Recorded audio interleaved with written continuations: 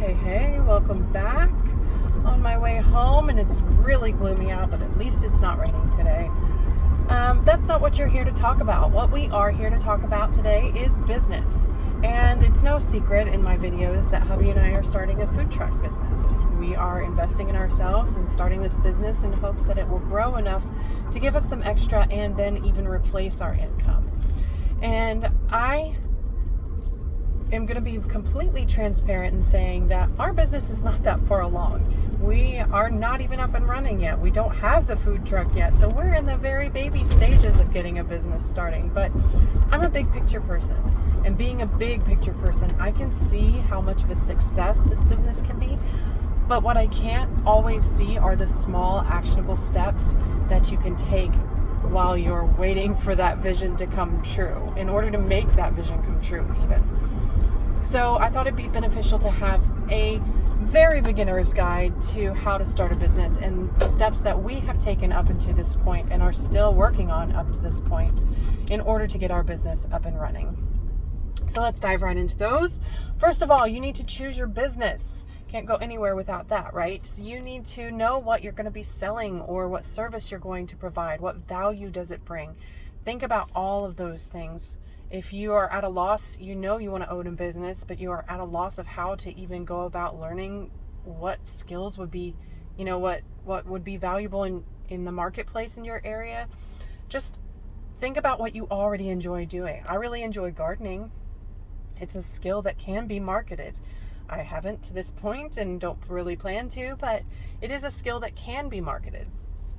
My husband's a chef. He enjoys making menus and the creative side of being a chef.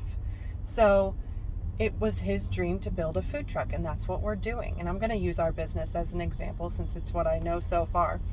But just know what your business is. Ask yourself, what skills do you enjoy? What is your niche? How involved do you want to be? Some people just want to, they enjoy the business side of things. I am more like a manager type person where I enjoy taking all the moving pieces and putting them together and deciding what needs to be done, but not real good at follow through.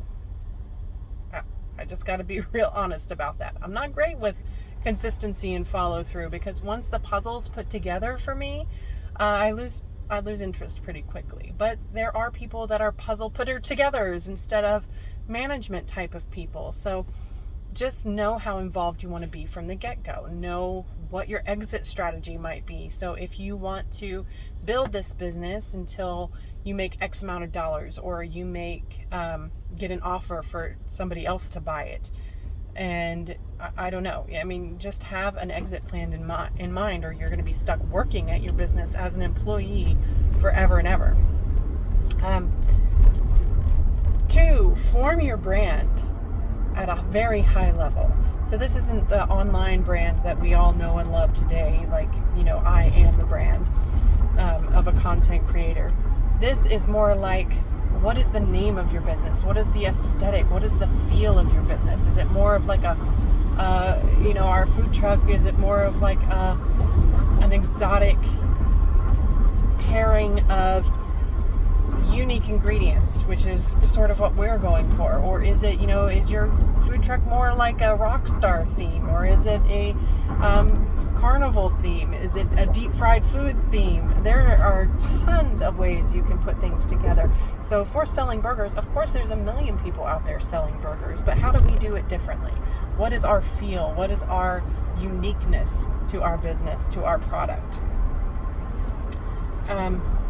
Know who your customer is. Also, you got to know who's buying it and where they are online, where they are in the city. If you're buying if you're selling a physical product, you have, especially with a food truck, we have to know where they're going so we can go to them.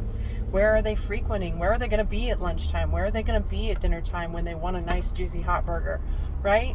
So you have to think about all those things in advance, because without that, you can't build your business plan, which is something you're going to need. 3, file the paperwork. So you can go ahead and file an LLC. It costs a little bit of money, like $100 up front when we last checked. But I didn't know it was so easy. Honestly, I thought it was like this big, daunting, overwhelming process, and it is absolutely not. It's so easy to file an LLC. We've had one since July, and it's still not making any money, but still, it's easier than you think it is. But going along with that, there are probably some additional vendor's licenses you're going to need to get. You might want to check into your state, check into your city, because states and cities can have their own licenses that you have to apply for. So do your research, find out what paperwork you need, and do that. Paperwork also can mean a loan application, which is where we are heading toward next. We're in the middle of doing the business plan, which is a huge and daunting task for us just because we work full-time jobs already. And we have a house and kids and a lot of demands on our time. And I know a lot of you do too. So yes, it has taken a long time. Like I said, we filed for the LLC in July, and we are still working on getting a loan application in so we can get a truck up and going. But know that there will be paperwork that you have to file. And get pretty good at it, I'd say. 4, build your team. I've made other videos on this. Go check those out because it really details who you want on your team. And that's more of a personal sense, but it works in the business sense as well. Kind of think about who you want involved. You want definitely someone who can do your taxes, because there are a million ways to take advantage of tax deductibles, and many businesses are overpaying on their taxes. So you want somebody who is a strategist, who will tell you how to maximize your expenses into tax deductions, somebody who is going to be able to navigate that world for you so you don't have to, and you can focus on the part of your business that you like.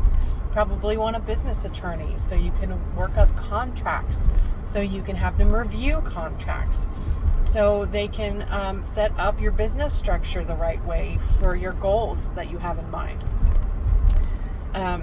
So yeah, know who you want on your team. You may want a mentor. Talk to people who have been there before. We've talked to other food truck owners to see how they're involved and who they're involved with. Get involved with small business associations. There's probably Facebook groups out there for your specific business that will give you tips, tricks, and resources that are going to be invaluable. We've gotten a couple resources that are already we're using for our business, and we haven't even started yet. There's also other community business incubators and associations. So those are all great resources, great people to have on your team. And last but not least, you're going to need the money. And this is the big one, because if you're like me, starting from zero, or with so much debt under our name, less than zero, to be very honest, or if you're looking for financing for something big, some big type of equipment, you're going to need to know how to get the money. Like I said, there will be a loan application involved. You'll probably have to make a business plan. You'll probably have to put up a little money up front, so you'll have to be saving. Those are things you need to think about, how long it's going to take you to get there, how long, and you can work with somebody who knows business plans, because we have, and it's been an awesome experience. There's small business incubators where you go and you learn, and they will give micro loans sometimes. You look in your area, do some research. I'm sure there's lots of that stuff around. Crowdfunding sites also are a way to go. If you, and I don't know exactly how they work, I have never signed up for one, but it is something I'm looking into now. So however you can get the money, friends and family might be willing to invest in you. People in your community, if your community-based business is going to benefit the community might be willing to give you a loan. You got to know the right people to talk to. So networking is really important. And that's it. Those are the 5 steps we've really taken to this point up in our business. And I will, like I said, keep you posted. Don't forget to subscribe so you don't miss out on all of the updates as we go along. It's probably going to be slow moving because we are busy people. And you're busy people too, so it can seem overwhelming. But like I said, if you just really break it down, especially if you're easily overwhelmed as a big picture person by all of the small steps to take, then it can be much more beneficial to break it down and have, just a smaller toehold to get your ball rolling, get your business going. And that's it. Don't forget to hit the like button and the subscribe button, and I will see you in the next one. Bye.